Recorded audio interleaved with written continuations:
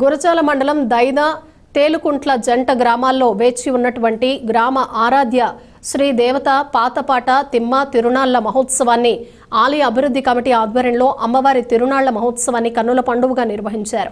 వేద పండితుల ఆధ్వర్యంలో అమ్మవారికి రుద్రాభిషేకం, తదుపరి కుంకుమార్చన, పుష్పార్చనతో పూజా కార్యక్రమంలో జరిపి అమ్మవారిని ప్రత్యేకంగా అలంకరణ గావించి భక్తుల దర్శనార్థం ఉంచారు. తదుపరి అమ్మవారి తిరునాళ్ల మహోత్సవం రంగరంగ వైభవంగా నిర్వహించడం జరిగింది. భక్తులు అమ్మవారిని దర్శించుకుని ప్రత్యేక పూజలు నిర్వహించారు.